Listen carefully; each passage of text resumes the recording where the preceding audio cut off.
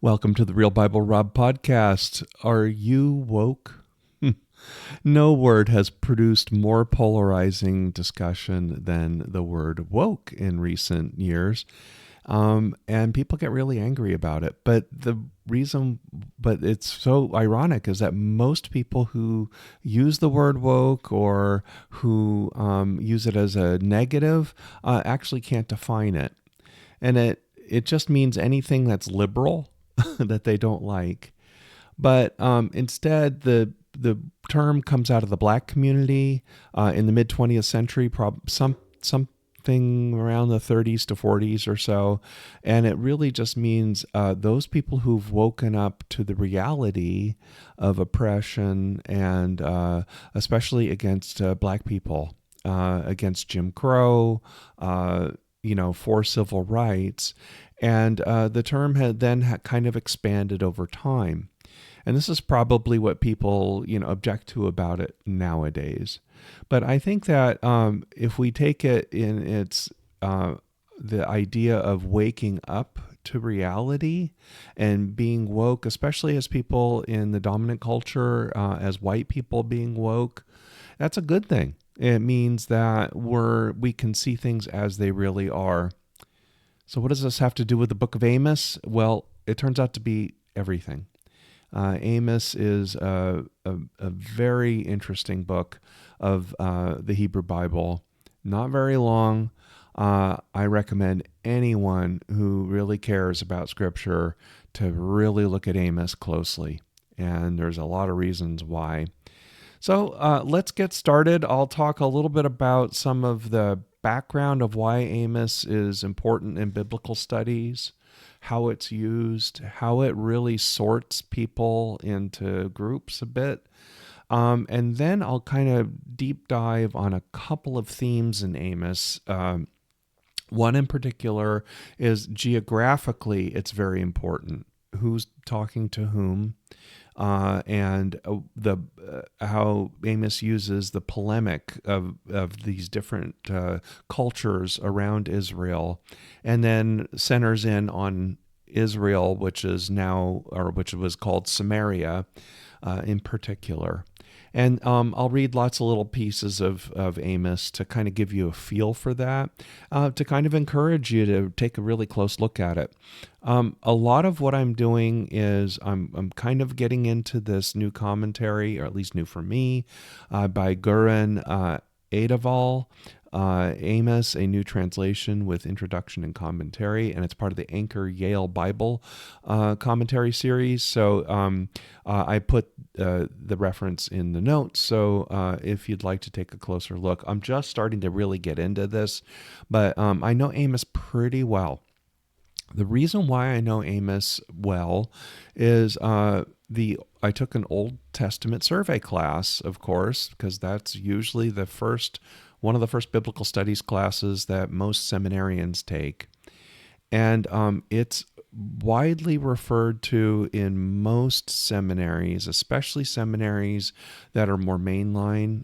You don't really see this quite as much in really super evangelical seminaries, but most seminaries use the Old Testament class as sort of their weeder class. And what do I mean by that? Well, if you've been to college and you've been encouraged to take things like calculus or freshman chemistry or something like that, a lot of times those are classes that are kind of a tough barrier to get over for people in order to say, hey, am I really up for this, especially to be in the sciences, for example? Am I really up for this? These are tough courses, and they usually give them quite early to kind of help you discern whether that's for you. Well, Old Testament survey is definitely, for most seminaries, used as one of those classes to kind of, help you decide, is seminary for me? Is biblical studies, especially critical reading of the Bible, for me? And so you see this now. There's a couple reasons for this. One is when you do a thorough critical reading of the Old Testament, you can see that many of the things that you were taught in Sunday school, many of the things that are taught in church are just dead wrong, and do not give the due that's needed to these scriptures. When you understand them in terms of Israelite history, in terms of the rise of Judah, in terms of the priesthood, and how these books were put together, especially the four sources that most scholars believe make up the Old Testament, the four different sources and how they were blended together.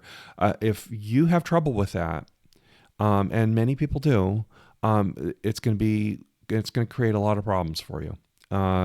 And some people just drop the class right away because they just can't handle the critical analysis of that. So, it basically means they can't handle real biblical studies. They only want sort of the Sunday school version of the Old Testament. That's the one thing. The other side of it is that no matter where you're from, whether you're conservative or you're liberal, whether you are a strong Bible believer, whether you're not, a deeper understanding of the Old Testament and how it works is challenging for everyone. Even for me as a somewhat intellectual Presbyterian, I found the course rather difficult at times, especially when talking about the Second Temple period, which is kind of difficult for mainline Christians to deal with, and how it's used, especially how it's used by more evangelical people. But anyway, so why Amos? Well, in my class, which I just took, and I went to George Fox University, the Portland Seminary, and the teacher was just fantastic, Dr. Delamarter. And he did a 6-week inductive study, verse by verse, of Amos. He had us all just spend 6 weeks. And you go, wait a minute. He's taking up almost half, over a third of the semester just on this one book. And we're scrutinizing it in great detail. And now I understand the wisdom why. There was 2 reasons. One is it says a ton about the prophetic witness in the Old Testament. So if you understand how Amos comes together and where it fits, then it gives you a good rubric for understanding all of the Old Testament and how it works together. So that's sort of the pedagogical reason for doing it. The other one is sort of the how do we deal with it as Western Christians? How do we see ourselves in the narrative of Amos? See, Amos has been used by civil rights activists and liberation theologians for generations because you can't read Amos without seeing ourselves in it. You can't read Amos without seeing the polemic that it is. So that's why it's important to kind of realize, where does this, relatively short prophecy fit in, and how it was used and how it still is used today, and why it's so informative for really any Christian, certainly any Jew, anybody who values the Bible. Spend lots of time in Amos. It really can help. So I'll give you a little bit of a background.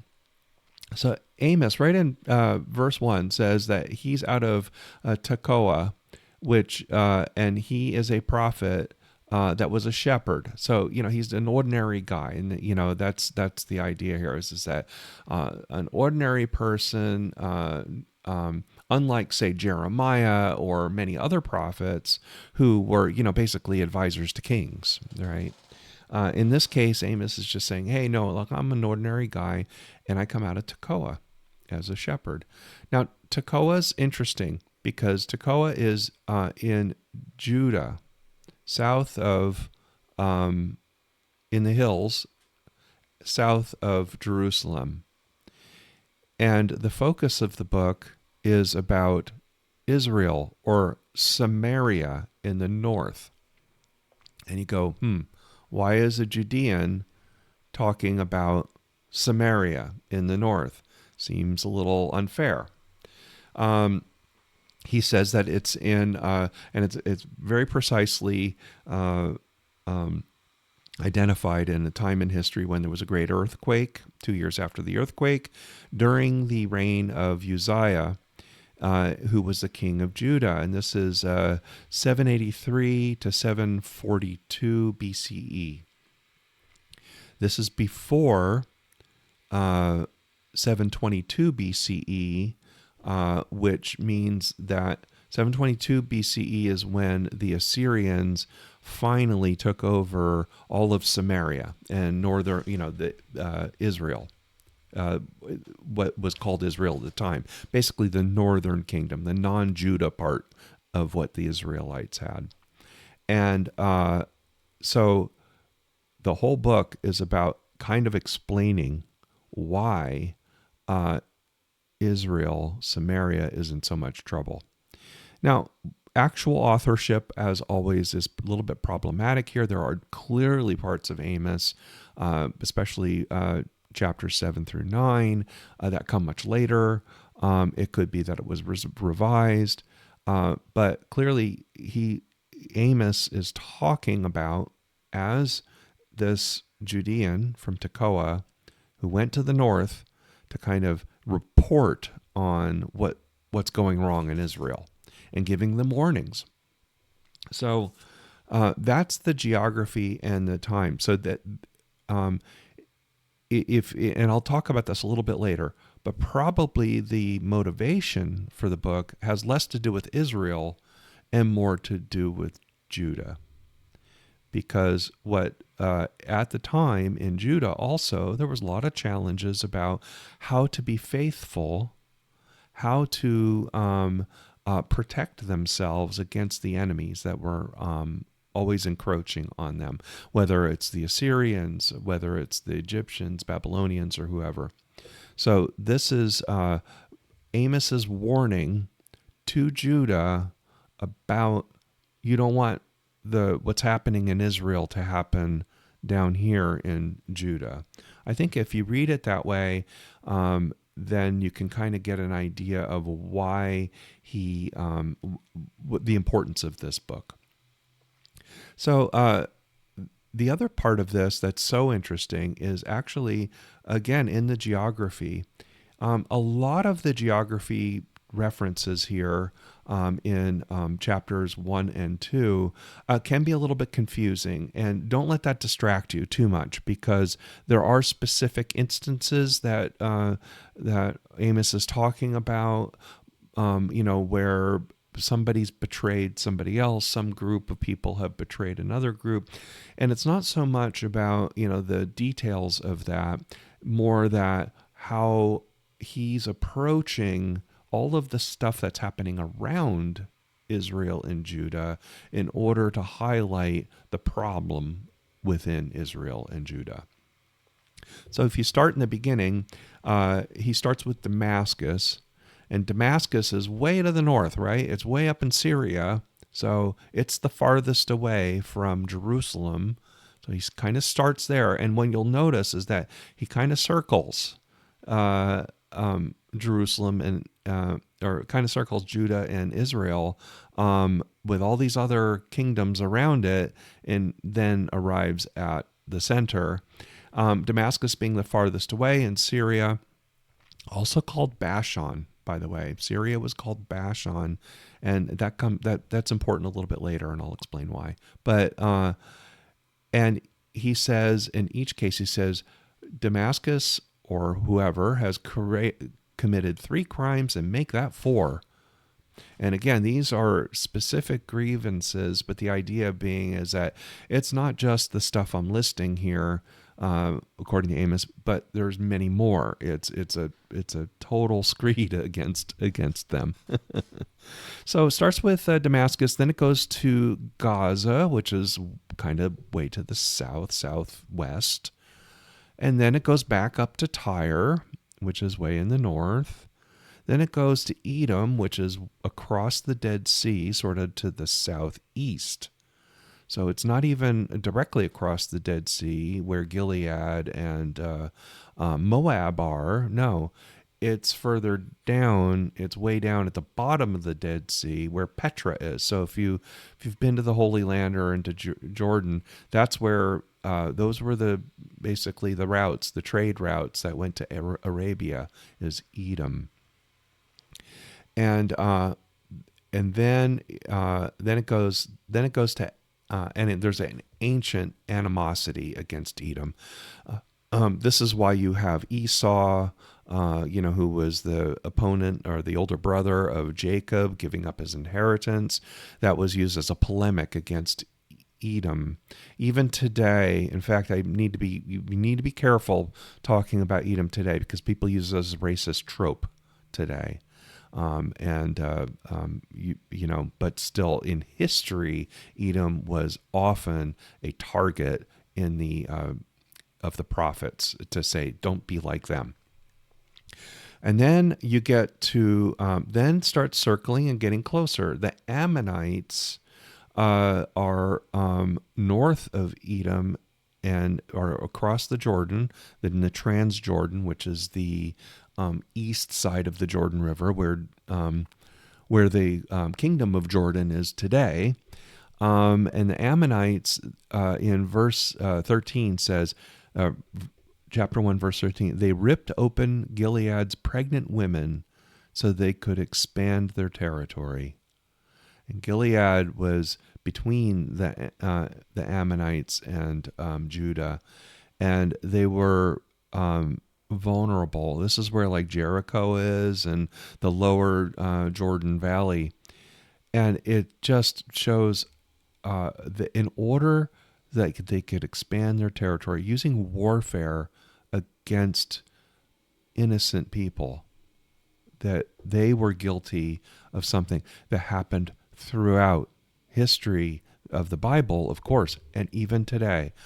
We know that this happens, even in warfare today. Women get raped, pregnant women get killed, and get desecrated. So that's very personal. It hurts to hear that, doesn't it?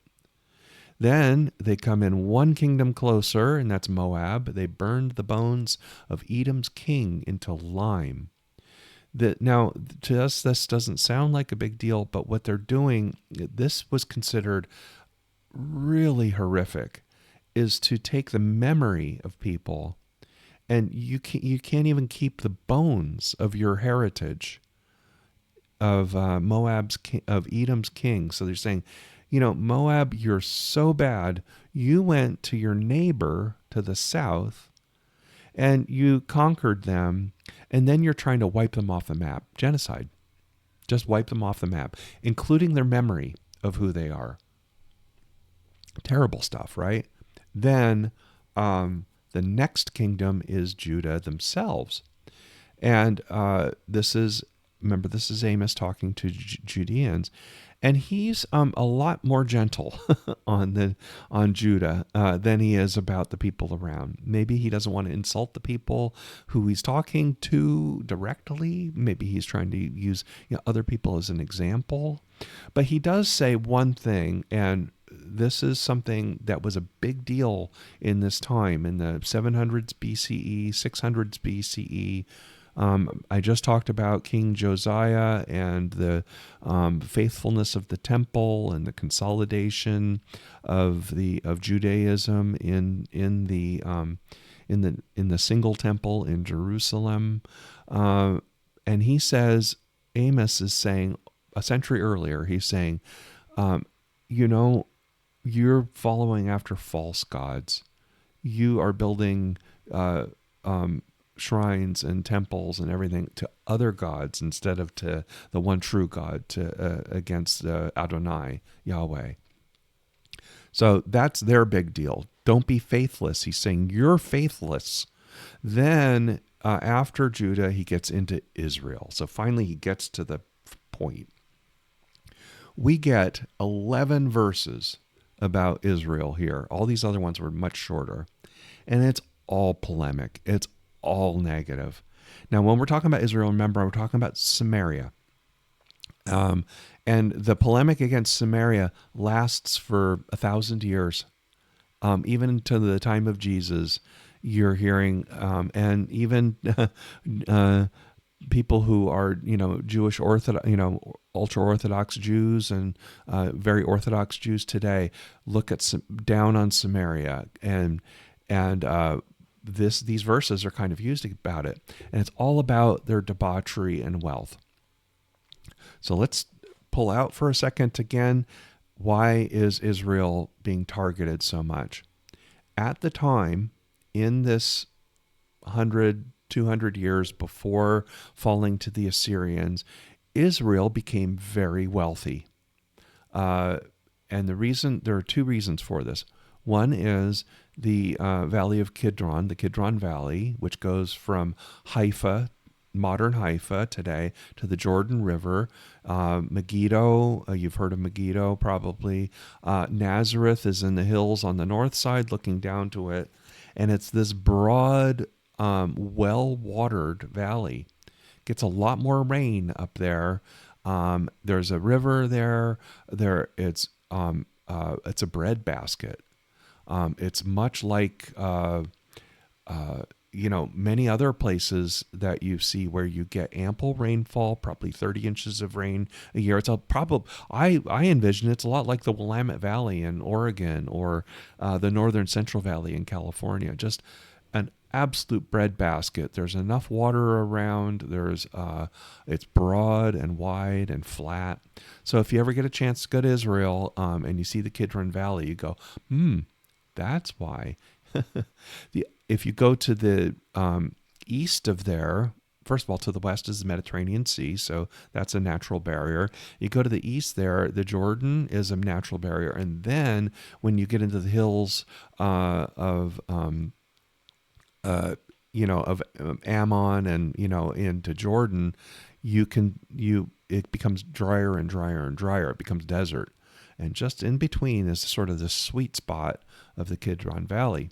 So they became very wealthy. They were farmers. That made them a target. That's why the Assyrians came down and harassed them so much. The Assyrians, later the Babylonians, and then the Egyptians during King Josiah's time, they all wanted to own the Kidron Valley. The other thing is also just south of the Kidron Valley are the plains of Sharon. Plains of Sharon are like where you see, is where Tel Aviv is today. North of there is the Netanya. South of there are things like Ashkelon and Ashdod. Gaza is sort of the very, very southern bit of the plains of Sharon. It's a natural funnel because if you go to the east of there, you get the Judean highlands and the hills. Though you can't get through those. That's where Jerusalem is, up in the hills, and you can't get through there very easily. So here you have this natural funnel. So anybody doing any trade from the north, Assyria, Babylon, and so forth, to the south, down toward Egypt, has to go through the Sharon Valley, or the plains of Sharon, has to go past the Kidron Valley. What does this mean? It means they charge tolls. In fact, it even says that they're charging tolls. They're extorting people as they move through these positions. So as a result, Judah is hidden up in the hills. Doesn't really have the wealth generation that Samaria, Israel, has. Or the Philistines, which was basically where Gaza is. That's where the Philistines were. Those had tremendous ability to generate wealth. They had the Mediterranean Sea there for fishing and things like that. They, Sea of Galilee is also, just a bit north of that. You could generate a lot of wealth there. And there's just these huge, very rich, very fertile, well-watered farmland. So the result of that means Israel became wealthy, became a target, and everything that Amos is talking about is what they did with that wealth. It wasn't bad that they were wealthy. What was bad was that they became lazy, complacent, They abused their neighbors. They extorted from their neighbors. So a lot of this has a economic aspect to it that people don't appreciate. Is that they were rich and they were selfish. So I'll just, if you look at verse 6 of chapter 2, you kind of get a feeling for it. It says, "For the three transgressions of Israel and for 4, I will not revoke the punishment, because they sell the righteous for silver and the needy for a pair of sandals. They who trample the head of the poor into the dust of the earth and push the afflicted out of the way. Father and son go into the same young woman," okay, sexual immorality, "so that my holy name is profaned. They lay themselves down beside every altar on garments taken in as a pledge." In other words, not faithful to the one God. No, they're playing to all the gods around that were there. "So my holy name is profane. They lay themselves down beside every altar on garments they take in a pledge, and the house of their God they drink wine bought with fines they impose." So the fines they imposed are this extortion that I was telling you about, people moving north to south. And then in chapter 3, it gets into about the fall of Samaria. Now again, this is just a few years before the big fall, before Assyria basically completely takes over in 722 and destroys Israel. In other words, removes all the leadership, basically wipes them out, take over their land. But there, again, as you see often in the history of Israel, especially in these times, is that they're incursions. So there were generations of Assyrian, and there was also the Hittites as well, coming down and raiding them. In fact, if you read the Old Testament, I had a professor that really did a great thing. You see the sort of the tension, even in Cain and Abel, and earlier aspects. You see tension between the farmers and the sheep herders. The farmers are often looked down upon in Scripture because they were wealthier, but they were also more vulnerable. So they used like this is because when they got taken over and they had to be more compromising in order to keep their freedom, then they needed an explanation of why they were conquered. And that's what this is here. So if you go into chapter 3, it says, it's kind of like, isn't this obvious that you guys would fall or you will fall? It says, "Do two walk together unless they have made an appointment?" Okay, that's kind of obvious. "Does a lion roar in the forest when it has no prey?" Well, no. "Does a young lion cry out from its den if it has caught nothing?" "Does a bird fall into a snare on the earth when there's no trap for it? Does a snare spring up from the ground when it has taken nothing?" In other words, I'm giving you these warnings. Why aren't you listening? I'm like a young lion. I'm like a bird. I'm like the snare. I'm giving you guys a warning. You're hearing these. In other words, it's obvious, right? You Israelites are hearing these warnings because there's something real here. Listen up. That's what chapter 3 is. Now, then it gets into a lot of polemics about wealth, and you really see this, and you really see how wealth and corruption. So I'll just give you little flavors of it. You really see it if you read the whole thing. You'll really get this. But chapter 4, verse 1 and 2. "Hear this word, you cows of Bashan." The Bashan is the Golan Heights in Syria. As on your way to Damascus,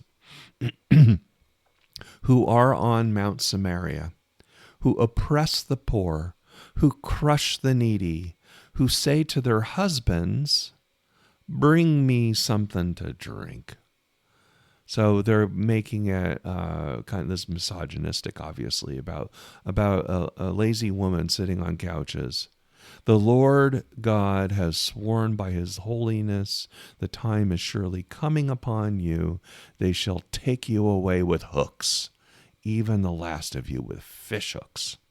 So and self-indulgent, lazy people who crush the needy, you'll get your due. That's what that says. And then if you skip forward a little bit to chapter 6, you get more of this anti-rich people stuff and the debauchery and ease of wealth. It says, verse 4 of chapter 6, woe to those who lie on beds of ivory and lounge on their couches and eat lambs from the flock and calves from the stall. In other words, what are they doing? They're eating the future generation, right? They're eating the young, the lambs and the calves, because they're being self-indulgent, not thinking about their future. Who sing idle songs to the sounds of the harp, like David improvise on instruments of music, who drink wine from bowls and anoint themselves with the finest oils, but are not grieved over the ruin of Joseph. Therefore they shall now be the first to go into exile, and the revelry of the loungers shall pass away. So what is this saying? It's saying that you'll be the first to get it, you people who don't give a damn, that don't give a damn about the poor. And then corruption. So it's not just sort of the lazy people who are taking advantage of their wealth and just using their wealth for self-indulgence. In chapter 8, we hear about, hear this, you who trample on the needy, who bring ruin to the poor of the land, and saying, when will the new moon be over, so that we may sell grain, and on the Sabbath, remember, you're not supposed to do anything on the Sabbath. Breaking the Sabbath is bad. So that we may offer wheat for sale on the Sabbath.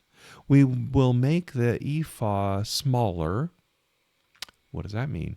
That means we'll cheat. We're going to make our measures smaller so that we get more money. And the shekel heavier, and practice deceit with false balances. Corruption. Buying the poor for silver and the needy for a pair of sandals, and selling the sweepings of the wheat. In other words, being cheaters. And don't we hate that? Don't we hate that when we see corruption? Don't we hate that when we see cheap goods being sold to the poor for a high price? Don't we hate it when people are cheated out of their benefits, that people are cheated of their wages? That's what this is about. Boy, you can tell why this is so important for any kind of liberation theology. So I will mention that a little bit. During civil rights, the book of Amos was one of the favorites of Martin Luther King Jr.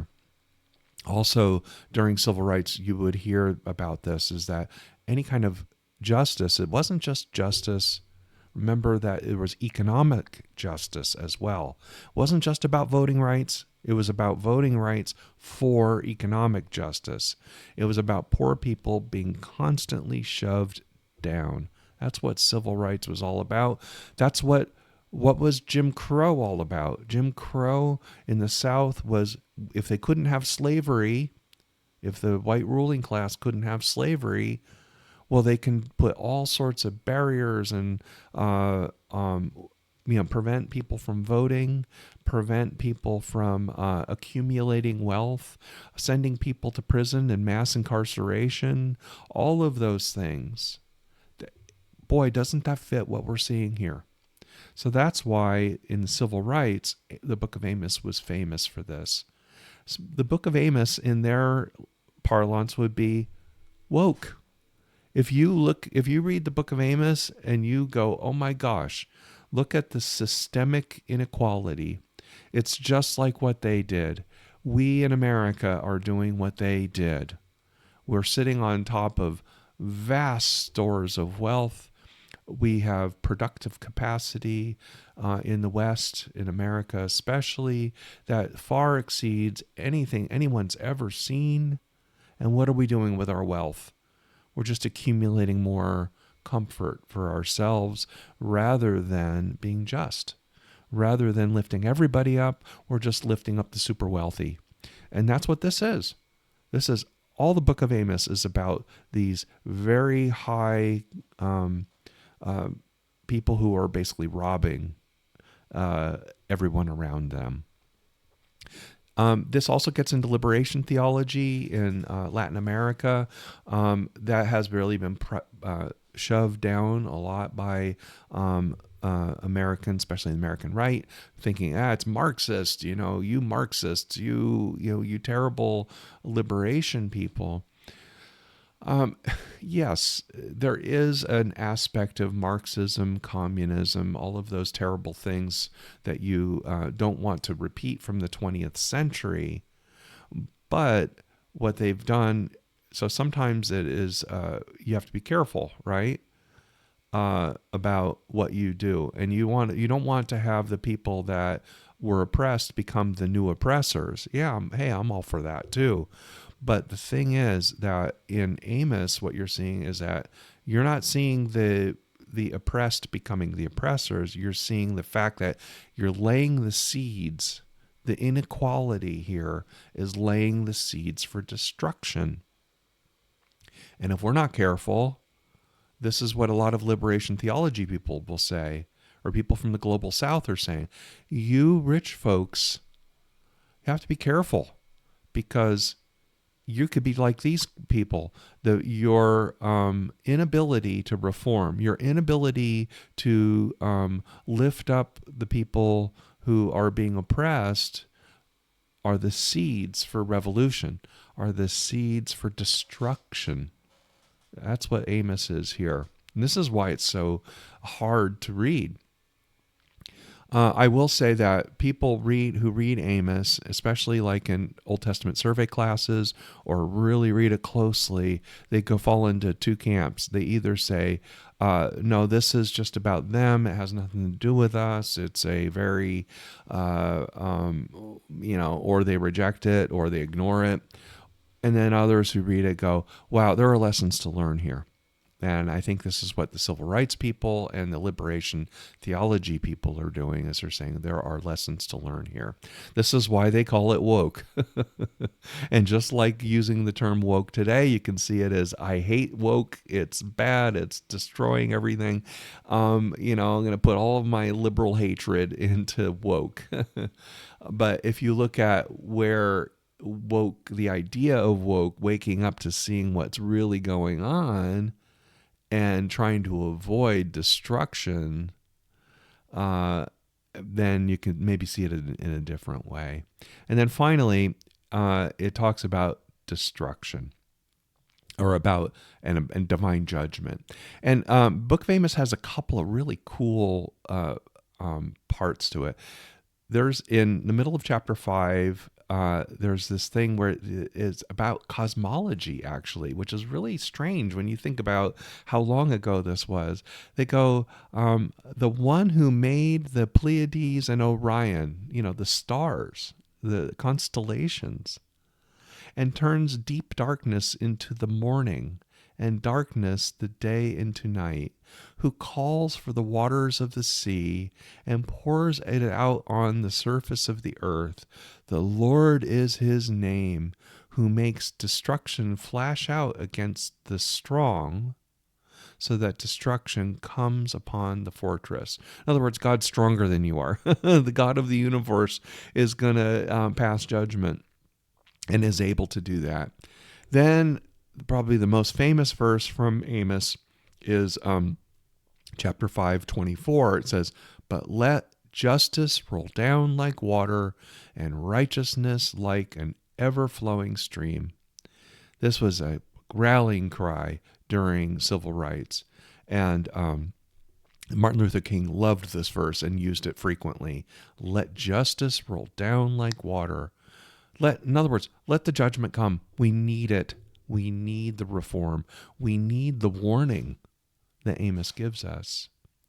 Then finally, and I mentioned this before, is that those last couple of chapters, it looks like it was written somewhat later and added to Amos. Some of it, especially chapter 9, was kind of to give some comfort, to say, if you do the right things, that remember, he's talking to Judeans, right? He's saying, these are all the bad things that'll happen to you if you act like the Sumerians did, the Israel did, in extorting people and being corrupt and all of that. If you do that, you're going to lead to destruction.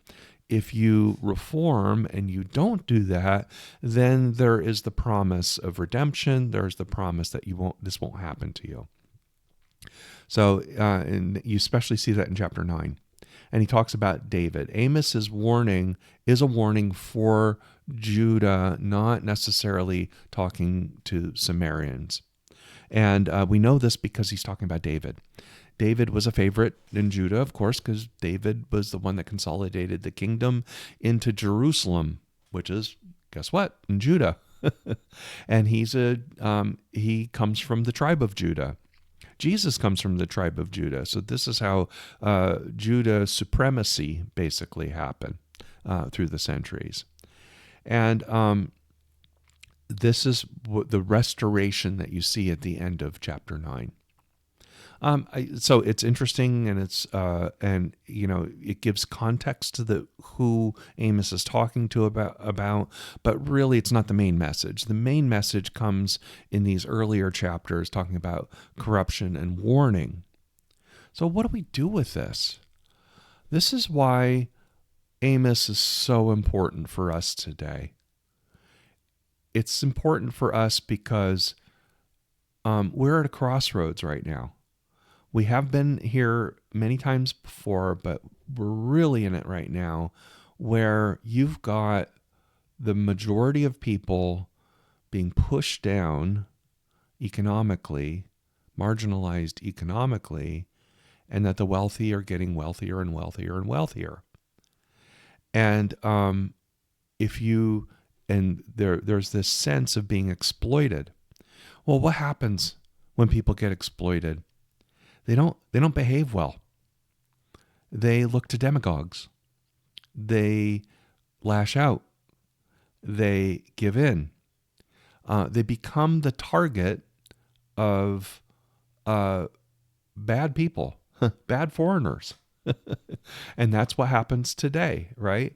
So the demagoguery we're seeing in national politics in America today is kind of giving the wrong message. I'm your retribution, beware of foreigners and all of that, but then wants to continue the exploitation. And what Amos does is it says, no, the source of our downfall is the exploitation. It's not the foreigners. It's not anyone else. It's us. It's when we act like this, when we are faithless, when we crush the poor, and when the elite crush the majority, it's the seeds for our own destruction. And there's hope in the warning. And that if you know this, you see this, and you act on it, then you have the hope of lifting up the poor. It doesn't say anything in here that you're not supposed to go out and be productive and make money and do all of that. Of course not. But as you're doing it, you have to lift everyone up. You can't just have everything into the elite. You can't extort the people that are moving between regions and not build resentment. This is why Israel gets crushed a few centuries or a few decades later, and why Judah ultimately gets crushed in 587 BCE. It's because, and the scriptures warn us, it's not because of these foreign powers. It's that they let the foreign powers do their thing, come in, because they weren't strong. They were weak internally. Boy, if that isn't a message for us, for Americans, for society in general, that if we don't take care of the people, we're setting the seeds for our own destruction.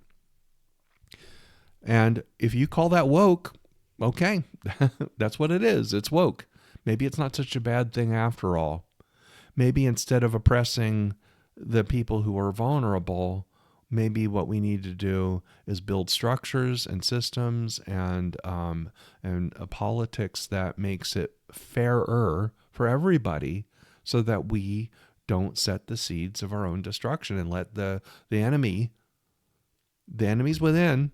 But if we're weak, then those who want to exploit us, those who want to conquer us, like the Assyrians conquered them, we're just opening the door and letting them do it. Let's not do that. So that's why I think it's important to understand Amos. It's important if you don't like the word woke, that's fine. I think Amos is pretty darn woke, and I think that's probably a good thing. So with that, I'll say, people say lots of things about the Bible, usually out of ignorance. They don't really know what's in there, and they don't know that in this one book, and especially in the Old Testament, are everything you need to know about human behavior in terms of being fair, about being faithful. And they say and people who don't get this, they're saying all kinds of things that aren't really there. So with that, I'll close by saying, God bless you.